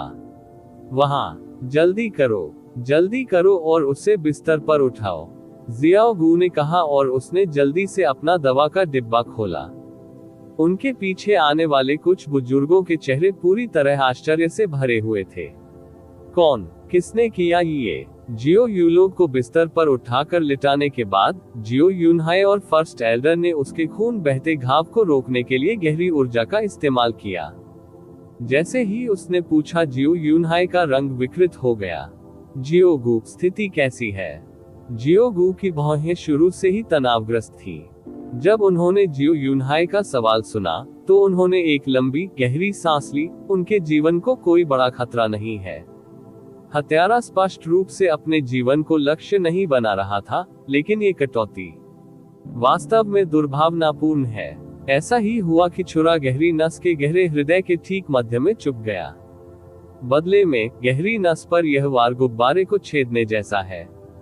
न केवल गहरी नस क्षतिग्रस्त हो गई है, सारी गहन ऊर्जा भी बाहर निकल गई है। क्या? जब जियो यूनहाई ने सुना कि सारी गहन ऊर्जा भी बाहर निकल गई है, तो ये गड़गड़ाहट की तरह था जिसने तुरंत उसके रंग को हल्के सफेद रंग में बदल दिया। उसने खुद को शांत रहने के लिए मजबूर किया और आशा की किरण के साथ पूछा, फिर ठीक होने में कितना समय लगेगा? जियो गू ने अपना सिर हिलाया। यह एक गहरा ऊर्जा रिसाव है जो पहले ही खत्म हो चुका था। इससे उबरना मौलिक रूप से असंभव है, लेकिन सौभाग्य से उनकी गहरी नस की चोट की मरम्मत की जा सकी और मरम्मत के बाद एक बार फिर शुरुआत से प्रशिक्षण संभव है। जियो यूनहाई का शरीर अचानक हिल गया क्योंकि जियो यूलोग का रंग पूरी तरह से निराशा में डूब गया। ये कट जियो यूलोग की जान नहीं चाहता था, बल्कि उसकी पूरी ताकत को पनगू बना देता था। स्वर्ग से गिरे मांस पाई की तरह जियो कबीले को आखिरकार जियो संप्रदाय में प्रवेश करने का अवसर मिल गया। जियो यूलोग ने इस अत्यंत दुर्लभ अवसर को हासिल करने के लिए बहुत कष्ट उठाया, ताकि अंततः वह आसमान में उड़ने में सक्षम हो सके। फिर भी इस खूबसूरत सपने की पूर्व संध्या पर जो घटित होने वाला था, उसकी सारी गहन शक्ति पूरी तरह से नष्ट हो गई थी। भले ही उन्हें ऐसा करना पड़ा हो, अपने पैर की उंगलियों को संपार्श्विक के रूप में उपयोग करें, वे जानते थे कि जियो कुंबे उनके लिए एक क्षतिग्रस्त गहरी नस वाले व्यक्ति को जियो संप्रदाय में वापस लाना असंभव था। कौन, आखिर कौन इतना दुर्भावनापूर्ण हो सकता है? कौन? जियो यूनहाई का पूरा शरीर कांपने लगा क्योंकि उसका रंग राख हो गया। मूल रूप से उन्होंने सोचा कि जियो यूलोग का जियो संप्रदाय के लिए तत्काल प्रस्थान एक असाधारण खुशी की घटना थी। उसने खुद को दोपहर में उपलब्ध कराने के बारे में भी सोचा, और वह इस बारे में इतना अधीर था कि उसने कल के लिए जियो यूलोग के यात्रा कपड़े पहले ही तैयार कर लिए थे। अप्रत्याशित रूप से स्वर्ग की ओर 2 कदम चलने से पहले ही वह अचानक वापस नरक में गिर गया था। कबीले मास्टर, आपको पहले शांत होना होगा। यूलोग अभी भी होश में है, इसलिए वह जान सकता है कि यह बुरा काम किसने किया। जियो ली ने उदास चेहरे के साथ कहा। जियो यूनहाई अपनी समाधि से जाग गया और जल्दी से जियो यूलोग के पास आ गया। गंभीर स्वर में उसने पूछा, यूलोग, क्या तुमने देखा कि तुम्हें किसने चाकू मारा? इस समय जियोगू द्वारा जियो यूलोग के पेट को पहले से ही पट्टियों की परतों से लपेटा गया था, इसलिए उसकी चोट अस्थायी रूप से स्थिर हो गई थी। उसने अपना सिर हिलाया और दर्द से जवाब दिया, पता नहीं, मैंने किसी को देखा ही नहीं, किसी को देखा ही नहीं। जियो यूनहाई ने अपनी आंखें चौड़ी कर ली। फिर जियो चेंग की नजर अचानक चमकी और घबरा कर बोला, जल्दी उधर देखो, उस खिड़की पर। आश्चर्यजनक रूप से तिरछी विपरीत खिड़की पर मुट्ठी के आकार का एक अतिरिक्त छेद था। जियो यूनहाई ने उसके ऊपर अपने हाथ रखे और उसके पूरे शरीर से उसके जानलेवा इरादे का पता चला। ये बिल्कुल स्पष्ट है कि कोई इस खिड़की के पीछे छिपा हुआ था। उसने यूलोग के अंदर आने तक इंतजार किया, उसके नशे का फायदा उठाया और यूलोग को घायल करने के लिए इस खंजर का इस्तेमाल किया। जियो ली ने सावधानी से कहा, ये प्रांगण जियो कबीले क्षेत्र के बिल्कुल केंद्र में स्थित है, फिर भी किसी ने वास्तव में घुसपैठ की और इतनी शांत हत्या को अंजाम दिया।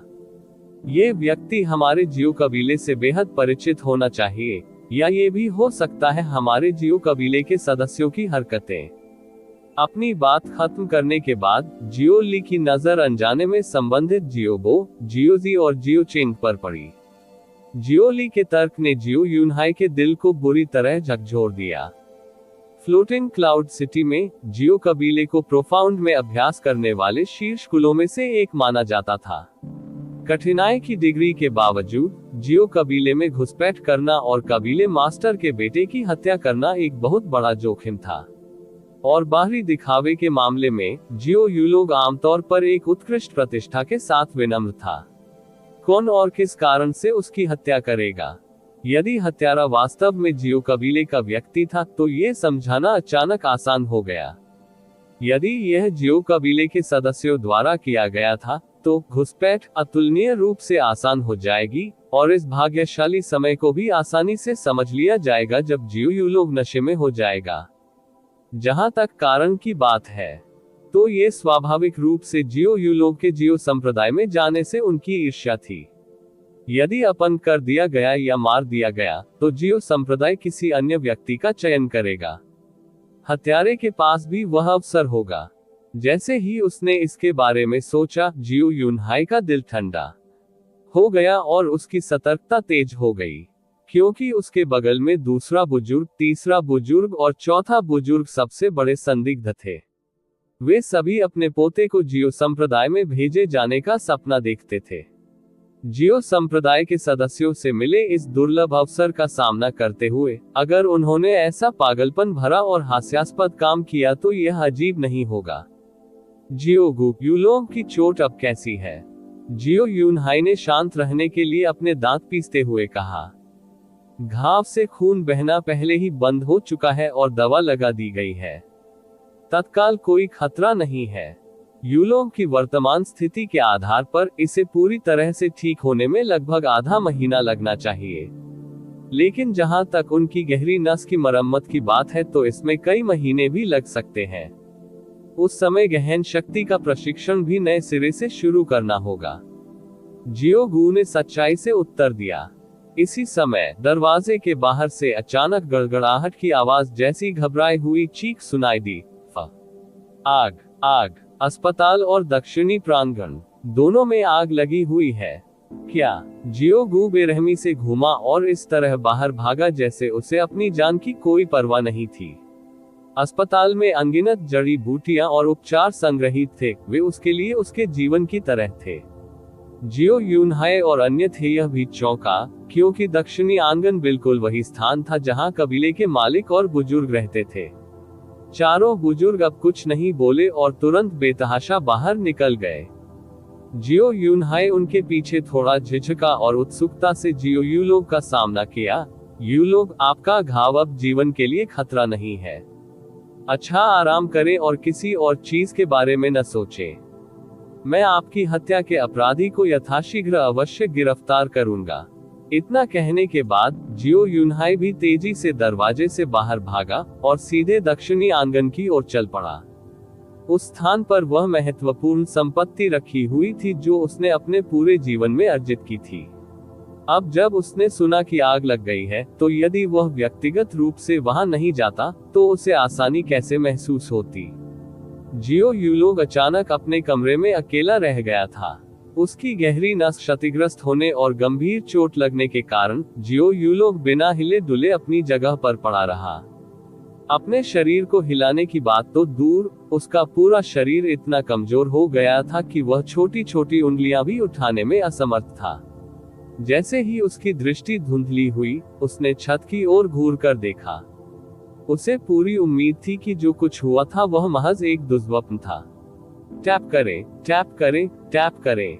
जाहिर तौर पर यहाँ कोई नहीं होना चाहिए, लेकिन दबे कदमों की आवाज जियो यूलोग के कानों में घुस गई।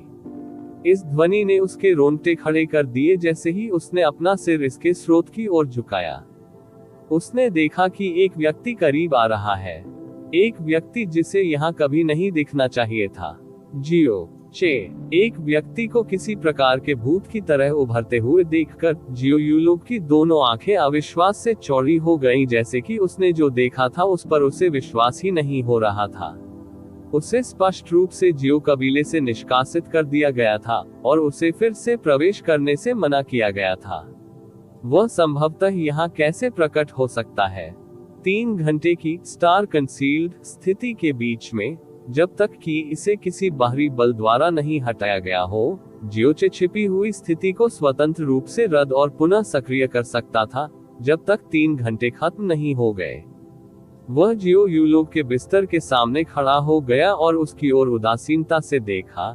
जियो यूलोग, तुम बेहद आश्चर्यचकित लग रहे हो। कैसे? आप संभवतः यहाँ कैसे हो सकते हैं? जियो यूलोग ने टालमटोल भरी कर्कश आवाज में कहा। उसने बैठने की स्थिति में अपने शरीर को उठाने के लिए संघर्ष किया, लेकिन मुश्किल से अपना आधा हाथ उठा सका, इसलिए वह पूरी तरह से नर्म हो गया और वापस लेट गया। मैं संभवतः यहाँ कैसे हो सकता हूँ? जियो चे मुस्कुराया। लेटे हुए जियो यूलोग की आंखों में यह एक सहज मुस्कान थी, लेकिन उसने अपने शरीर से लेकर मन तक एक अजीब विस्मयकारी अनुभूति का अनुभव किया। उसने धीरे से वह खंजर उठाया जिसे जियोगू ने जियो यूलोग से निकाला था और उसे जियो यूलोग पर तान दिया। बेशक, मैं आपका कर्ज लेने आया हूँ। कर्ज इकट्ठा करो। कौन सा कर्ज? क्या तुम्हें पता भी है कि तुम क्या कर रहे हो? जियाओ यूलोग का शरीर ऐंठ गया और उसकी आंखें अचानक चिंता से सिकुड़ गईं। जिसने मेरी हत्या करने की कोशिश की, क्या तुम थे? कुछ असंभव नहीं। असंभव? वास्तव में आपके पास मुझसे ये पूछने का भी साहस है कि मुझे कौन सा ऋण लेना है?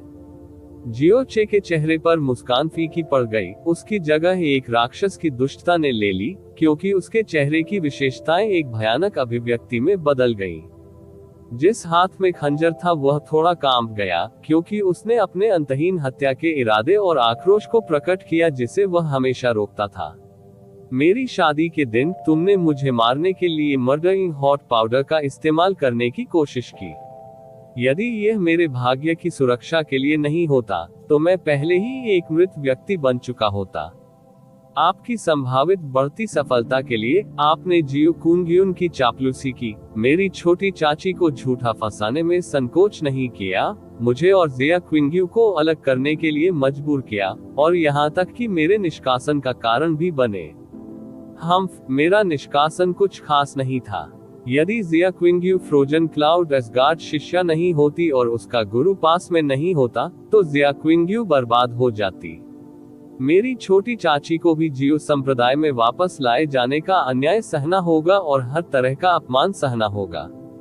मेरे दादाजी को अकेले रहने की कड़वाहट सहनी पड़ी और उन्होंने अपना पूरा जीवन विद्वेष पालते हुए बिताया। जियो यू लोग, मुझे बताओ, मुझे तुमसे किस प्रकार का ऋण मांगना चाहिए? मुझे आपके साथ कैसा व्यवहार करना चाहिए ताकि आप इस ऋण को चुका सकें? आक्रोश की दहाड़ में जियोचे ने खंजर उठाया और अचानक जियो यूलोग की दिशा में वार कर दिया। रुको, है। चमकता खंजर जियो यूलोग के पैरों की ओर चला गया और सभी दिशाओं में खून बहने लगा क्योंकि उसके दोनों पैरों की नसें बेरहमी से काट दी गईं। जियो यूलोग चलो, एक मनहूस चीख निकली जो आम तौर पर खून खराबे में होती है, और जब वह दर्द से छटपटाने लगा तो वह नारकीय छुरा और भी तीव्र हो गया। जैसे ही उसने उसे पीड़ित होते देखा, जियोचे का चेहरा प्रसन्नता से भर गया। उसने एक बार फिर हाल ही में छुरा घोंपने वाला खंजर उठाया और धीमी गुर्राहट के साथ अचानक दोनों हाथों को काट डाला। 2 खून के छींटों के बाद जियो यूलोग के दोनों हाथों की नसें भी बुरी तरह से काट दी गईं। आहा! जियो यूलोग की खून जमा देने वाली चीख किसी बुरी आत्मा की तीखी चीख की तरह थी। उसके शरीर के चारों अंग खून से लथपथ हो गए और उसका पूरा व्यक्तित्व प्रविष्ट होकर एक दर्दनाक और भयानक खाई में गिर गया। उसे उम्मीद नहीं थी कि आमतौर पर कमजोर और आत्मा पीड़ित जियोचे वास्तव में उसे मारना चाहेगा, और इतने क्रूर और शातिर तरीके से। नहीं, मुझे बख्श दो, मैं मरना नहीं चाहता। जियो यूलोग का रंग पहले से ही कागज की तरह पीला पड़ गया था और उसकी दोनों आंखों में दर्द और डर 10 से भी अधिक बढ़ गया था। जियोचे ने फिर से चाकू उठाया और क्रूरतापूर्वक हंसा। मर जाओ। नहीं, तुम चिंता मत करो, मैं तुम्हें मरने नहीं दूंगा। मैं क्यों तैयार होऊंगा आपको इतनी जल्दी और दर्द रहित तरीके से मरने देने के लिए। इस कट के साथ मैं चाहता हूं कि आपकी आंखें फिर कभी न देखें। ची 2 तेज वार तेजी से जियो यूलोग की आंखों में घुस गए और उसकी 2 चौड़ी आंखों की पुतलियों को सीधे एक प्रकार के काले और सफेद पेस्ट में बदल दिया। वाह, यह मनहूस चीख, जो ऐसी लग रही थी मानो नरक की गहराइयों से आए हो, अत्यंत दुखद थी, इतनी अधिक कि इसे सुनने वालों के शरीर कांपने लगते थे और उनके सिर की खोपड़ी सुन्न हो जाती थी। फिर भी जियोचे का पूरा चेहरा वास्तव में खुशी से मुस्कुराया, मानो स्वर्ग से संगीत सुन रहा हो। उसने खंजर बाहर निकाला, अपनी आंखें सिकोड़ ली और फीकी मुस्कान के साथ बोला, टुट कितनी मधुर चीख है। जब तक आप कर सकते हैं तब तक अपनी आवाज का आनंद लें, क्योंकि बाद में आप दोबारा ऐसी सुखद ध्वनि नहीं भेज पाएंगे। फाड़ना। इस कटौती के साथ, मैं चाहता हूं कि आप इस जीवन काल में कभी भी अपने मुंह से बात न करें। खंजर निर्दयतापूर्वक जियो यूलोग के मुंह के मध्य में घुस गया।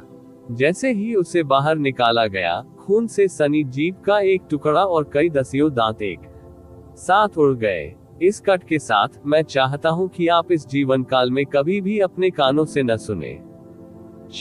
जैसे ही चमकीले खून का रंग चारों ओर लहराया, खंजर आगे की ओर चमका। बर्फीले ठंडे फर्श पर गिरते ही जियो यूलोग के कान उड़ गए और खून के छींटे पड़ गए। इस कट के साथ, मैं चाहता हूं कि तुम बिना वंशजों के मर जाओ। आप उस प्रकार के घृणित व्यक्ति हैं जो ऐसा भविष्य पाने के योग्य नहीं है। लाल रंग में रंगे खूनी खंजर को ऊपर उठाया गया, नीचे की ओर झुकाया गया और जियो यूलोग के कमर क्षेत्र में बेरहमी से छेद दिया गया। जियो यूलोग का शरीर बुरी तरह से अकड़ गया और यहाँ तक कि उसकी बेहद कर्कश चीख भी धीरे धीरे शांत हो गई। देवताओं के विरुद्ध अध्याय 35 जन्म रहस्य। आप ऑडियो बुक्स 108 देख रहे हैं। धोखेबाजों से सावधान रहें।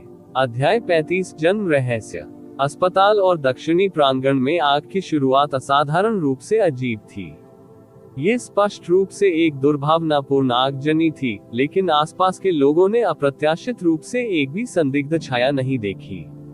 यहाँ तक कि अस्पताल के दरवाजे के बाहर खड़े जियो कबीले के गार्ड ने भी किसी को अस्पताल में प्रवेश करते या बाहर निकलते नहीं देखा था।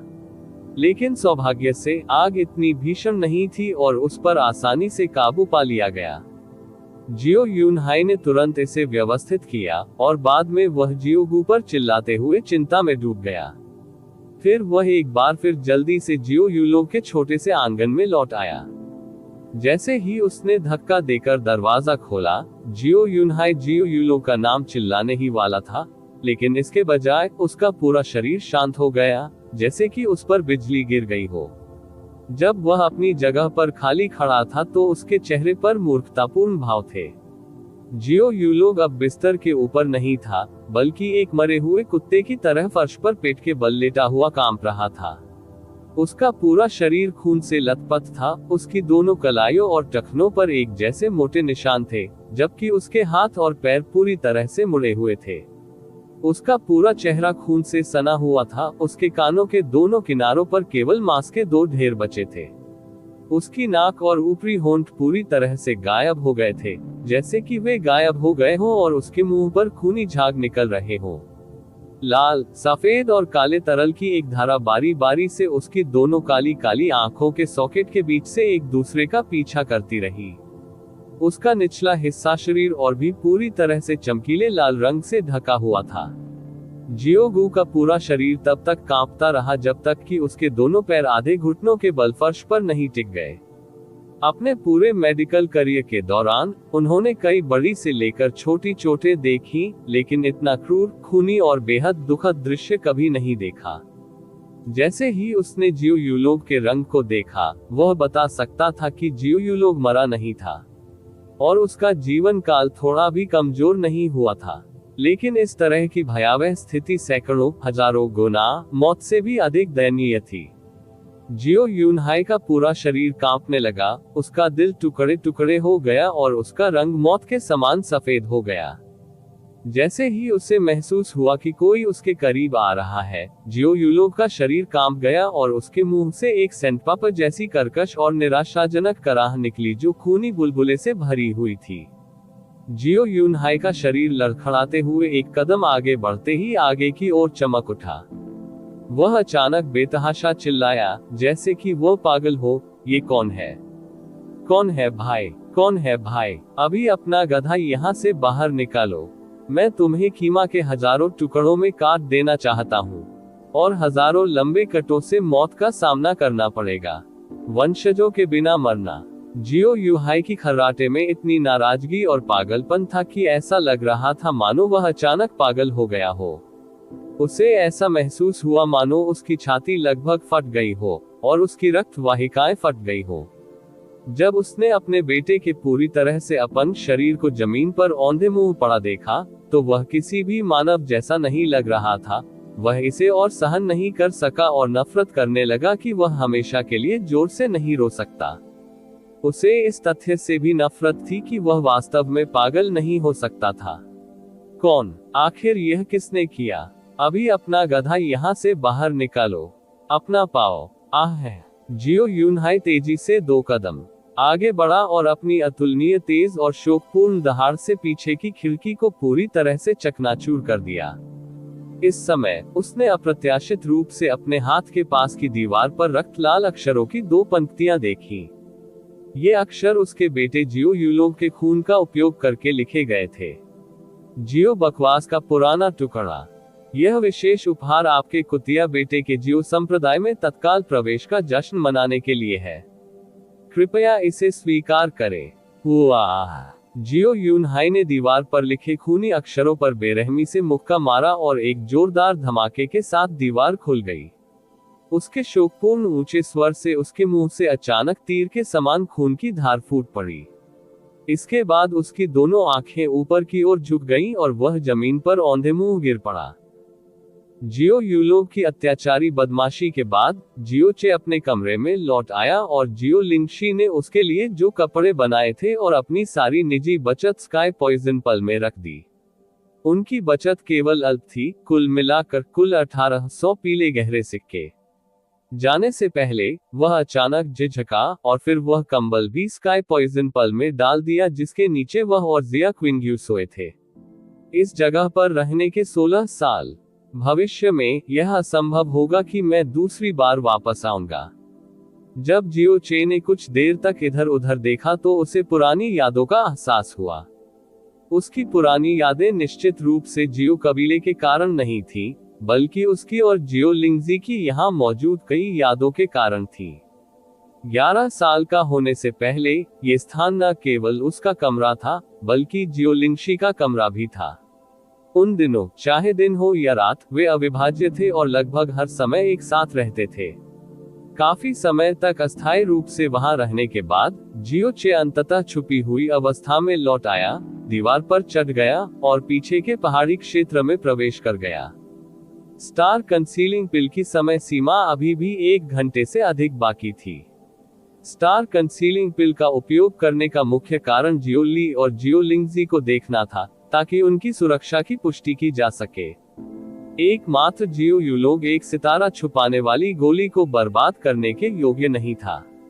हालांकि उसे अपने पुनर्जन्म के पहले दिन अचानक स्टार कंसीलिंग ग्रास के 2 ब्लेड मिले थे, लेकिन उसे यकीन था कि स्टार कंसीलिंग ग्रास एक स्वर्गीय दुर्लभ वस्तु थी और पूरे प्रोफाउंड स्काई कॉन्टिनेंट में इसकी कुल संख्या आवश्यक रूप से 10 से अधिक नहीं हो सकती थी। जियो यूलोग को यातना देना केवल एक सुविधा थी। ये केवल उसके लिए एक रुचि थी, उसके दादाजी और छोटी चाची द्वारा झेली गई सभी कठिनाइयों के लिए और भी अधिक। बस थोड़ी सी रुचि। वह वास्तव में जिसे मारना चाहता था वह जियो कुंग्युन था। हालांकि के साथ भी रहस्यमय शक्ति उसने स्टार कंसीलिंग ग्रास से उधार ली थी, ऐसा कोई रास्ता नहीं था जिससे वह जियो कुंग्युन को मार सके। हालांकि वह जियो कुंग्युन की गहन शक्ति के स्तर को नहीं जानता था। एक मूर्ख होने के बावजूद जियो कुंग्युन फिर भी जियो संप्रदाय से था, इसलिए उसकी गहन शक्ति कई स्तरों पर जियो यूलोग से कहीं अधिक होनी चाहिए। हालांकि भले ही वह अब ऐसा नहीं कर सका, वह एक दिन ऐसा करने में सक्षम होगा। ये कर्ज उसने इसे हजारों गुना वापस मांगने की कसम खाई थी। वह अब कमजोर और काय जियो चे नहीं था, उसकी इच्छा शक्ति का बड़ा प्रतिशत लेने वाला जियो चे था जिसने सभी को नीची दृष्टि से देखा था। अपने स्वामी को पीट पीट कर मार डालने के बाद उसने अपने स्वामी सहित इसमें शामिल सभी कुलों को दफनाने की शपथ ली थी। जहां तक उन लोगों की बात है जिन्होंने उसके रिश्तेदारों को चोट पहुंचाई थी, उसने कसम खाई थी कि वह जियो कबीले और जियो कुंग्युन को जीवन भर पछताएगा। जिस तरह से उसने जियो यूलोग पर अत्याचार किया था वह अतुलनीय रूप से क्रूर था, इतना अधिक कि अगर कई लोगों ने इसे देखा होता तो उनमें सिहरन पैदा हो जाती और उन्हें लगातार बुरे सपने आते। हालांकि उसकी नजर में वह किसी भी तरह से क्रूर नहीं था, बल्कि उसके खिलाफ जाने की कीमत चुकानी पड़ी थी। अब तक जियो कबीला अस्त व्यस्त था और अलार्म की भेदी आवाजें लंबे समय से लगातार बज रही थी। ये वही था जो जियो चे चाहता था। जियो यूलोग को यातना देने के अलावा जियो कबीले के आंतरिक हॉल में आग लगाना एक और कारण था जिसने जियो कबीले को कबीले इकट्ठा करने का आदेश जारी करने के लिए मजबूर किया। कबीले इकट्ठा करने के आदेश के तहत सभी लोग सुरक्षा करते थे, पीछे के पहाड़ों को भी वापस लौटना होगा। जैसा कि उसने उम्मीद की थी, उसे जियो कबीले के 4 सदस्यों को अधीरता से सीधे आगे बढ़ते देखने के लिए ज्यादा दूर जाने की जरूरत नहीं पड़ी। हवा की तरह वे जियो कबीले की सामान्य दिशा में एक रेखा बनाते हुए उसके पास से गुजरे। जियो चे ने अपने कदम तेज कर दिए और सीधे पीछे के पहाड़ के रिफ्लेक्शन गॉज की ओर चला गया। रिफ्लेक्शन गॉज एक कसकर बंद क्षेत्र था जिसका उपयोग जियो कबीले अपने कबीले के अपराधियों को दंडित करने के लिए करते थे। आंतरिक भाग अंधकार में और आर्द्र था। गर्मियों में ये भीषण गर्मी थी और सर्दियों में ये बर्फ की तरह ठंडा था। सौभाग्य से इसके संकीर्ण प्रवेश द्वार के कारण ये संभावना नहीं थी कि अत्यधिक हिंसक गहरा जानवर इसके अंदर घुसपैठ करेगा। जियो चे की याद में ऐसे बहुत से लोग नहीं थे जिन्हें रिफ्लेक्शन गॉज में कैद किया गया था, और कारावास की सबसे लंबी अवधि भी 2 महीने से अधिक नहीं थी। हालांकि जब जियो कबीले के सदस्यों को पता था कि जियो लिंगजी को फंसाया गया था, तब भी वे उन्हें 15 साल के लिए बंद करना चाहते थे। 15 वर्ष, इस जीवन काल में संभवतः कितने 15 वर्ष हो सकते हैं? अभी जियो लिंगशी केवल 15 वर्ष की थी। अगर वह हमेशा अंदर ही बंद रहती, तो उसके जीवन का सबसे खूबसूरत दौर बस इसी अंधेरे और ठंडे अकेलेपन में बीत जाता। वह वास्तव में क्रूर यातना थी। जैसे ही उसने अपनी छिपी हुई अवस्था को हटाया, जियो चे ने रिफ्लेक्शन गॉज के प्रवेश द्वार को देखा और अपने दोनों हाथों को कसकर भींच लिया। वह संभवतः दादा और छोटी चाची को इस स्थान पर लगातार बंद रहने की अनुमति कैसे दे सकता था? हालांकि वह अब मूल रूप से उन्हें बचाने की क्षमता नहीं थी। उसके पास असहाय होकर देखने, सहने और नफरत करने के अलावा कोई विकल्प नहीं था। एक गहरी सांस लेते हुए जियो चे आगे चला गया। बिना छुपे, उसकी प्रगति से स्वाभाविक रूप से कदमों की आवाज पैदा हो गई। उसके कदमों की आवाज ने रिफ्लेक्शन गॉज में जियोली का ध्यान आकर्षित किया, जिसने स्वचालित रूप से बाहर की ओर देखा। जैसे ही उसकी नजर जियो चे से मिली, वह अचानक चौंक गया और अनजाने में चिल्लाया, चीयर। आह! एक युवा लड़की की चौंका देने वाली आवाज भी आई, जिसके बाद तेजी से कदमों की आहट सुनाई दी। जियो लिंगजी का छायाचित्र जल्द ही जियो चे के बगल में दिखाई दिया। उसका रंग थोड़ा फीका था और बाल कुछ अस्त व्यस्त थे। जियो चे को देखने के बाद उसने अपने होठों को अपनी उंगलियों से ढक लिया और वहीं खड़ी रही।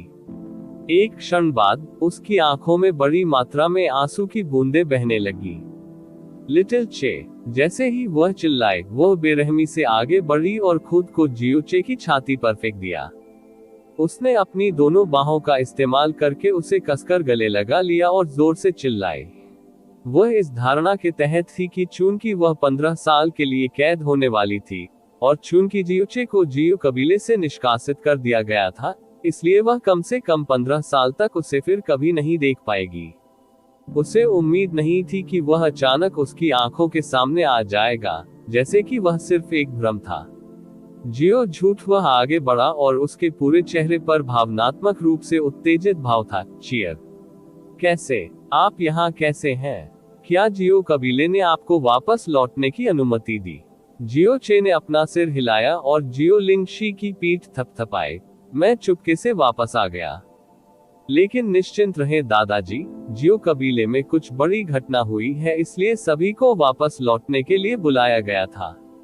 कोई मुझे खोज नहीं पाएगा। उद्धरण चिन्ह ... उद्धरण चिन्ह। जियो लाई ने सिर हिलाया। उसने ये पूछने की भी जहमत नहीं उठाई कि जियो कबीले के साथ क्या हो रहा है। उसने जियो कबीले को पूरी तरह से त्याग दिया था, इसलिए भले ही जियो कबीले का सफाया हो रहा हो, उसकी अभिव्यक्ति में कोई बड़ा बदलाव नहीं होगा। रिफ्लेक्शन गॉज में कई गुफाएं थीं जो या तो गहरी या उथली थीं। अंदर की सजावट बेहद साधारण थी और केवल कुछ ठंडे पत्थर की मेजें ही एक नजर से देखी जा सकती थी। जियो लिंगजी का रोना अराजकता की स्थिति में चला गया। जियो चे ने उसे लगातार रोने से नहीं रोका। वह चाहता था कि वह अपनी सभी शिकायतें, भय, चिंता और झिझक को जी भर कर दूर कर दे, अन्यथा वह संभवतः अवसाद में पड़ सकती है, क्योंकि वह यहाँ काफी समय तक रह चुकी है। आखिरकार वह अभी भी केवल 15 साल की एक छोटी लड़की थी। जब जियो लिंगजी आखिरकार रुकी, तो वह इतनी जोर से रोई थी कि वह लगभग बेहोश होने की कगार पर थी। जियो चे पत्थर की मेज के सामने जियोली के सामने बैठ गया। उसके बगल में जियो लिंगशी के दोनों हाथ कसकर पकड़े हुए थे और उसकी बाहों से चिपक गए थे, क्योंकि उसका छोटा सिर उसके कंधे पर झुक गया था। उसे इस बात की परवाह नहीं थी कि जियो लाई भी उनके बगल में था और वह अपनी पकड़ ढीली करने को तैयार नहीं थी, जैसे कि उसे डर हो कि वह फिर से उसकी दुनिया से गायब हो जाएगा। तुम्हारे यहाँ कैद होने के बाद क्या उन्होंने तुम लोगों के साथ कुछ किया? जियो चे ने उत्सुकता से पूछा। जियो ली ने अपना सिर हिलाया और आराम से हंसा। आराम से रहो। फ्रोजन क्लाउड एसगार्ड की चू परी ने संकेत दिया कि वह जाने से पहले जियो संप्रदाय में हमारी रक्षा करेगी। इस शक्तिशाली बल के समर्थन से वे मुझे या शेयर को घायल करने का साहस कैसे कर सकते थे। जियो संप्रदाय के सदस्यों के चले जाने के बाद वे और भी अधिक साहस नहीं करेंगे। आखिरकार मेरे पास फ्लोटिंग क्लाउड सिटी के नंबर 1 विशेषज्ञ होने की प्रतिष्ठा है। हे अच्छी बात है। जियो चे ने सिर हिलाया, क्योंकि उसका दिल जिया क्विंग्यू के गुरु के प्रति थोड़ा अधिक आभारी महसूस कर रहा था। जिया क्विंग्यू एक अच्छी पत्नी है। आखिर तक उसने विवाह प्रमाण पत्र नहीं फाड़ा। जियो ली ने कुछ उदास भाव से कहा। उद्धरण चिन्ह ... उद्धरण चिन्ह। जियो चे ने चुपचाप अपना सिर हिलाया। तीनों में अचानक खामोशी का दौर छा गया। आज आए विपत्तियों से गुजरने के बाद निस्संदेह उनकी किस्मत पलट गई थी। हालांकि उनके पास अपने दिल में कहने के लिए हजारों शब्द थे, लेकिन वे बिल्कुल नहीं जानते थे कि कहां से शुरू करें। दादाजी, मैं जानना चाहता हूं। आप पूछना चाहते हैं कि आपके जैविक माता पिता कौन थे? ठीक है, जियो ली ने कहा और तुरंत अपने चेहरे पर शांत भाव के साथ वाक्य जारी रखा।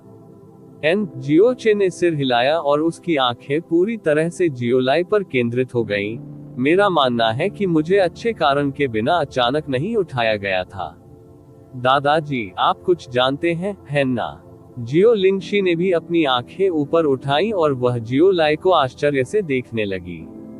जियो लाई ने चुपचाप जियो चे को बहुत देर तक देखा, जब तक कि उसने हल्की आह नहीं भरी और धीरे से अपनी आंखें बंद कर ली। मैंने मूल रूप से सोचा था कि यह रहस्य जीवन भर मेरे दिल में रहेगा और किसी दूसरे व्यक्ति को इसके बारे में कभी पता नहीं चलेगा। अब जब जियो कबीला तुम्हें बर्दाश्त नहीं कर सकता है और यह जानकर तुम पहले से ही बड़े हो गए हो, एक अच्छी बात मानी जा सकती है। अपनी मूल जड़ों को खोजना संतान की भी भूमिका है। तुम्हारा जैविक पिता, उसका उपनाम यून है। इस तरह के और अपडेट के लिए कृपया हमारे चैनल ऑडियो बुक्स 108 को सब्सक्राइब करें और नोटिफिकेशन सक्षम करें।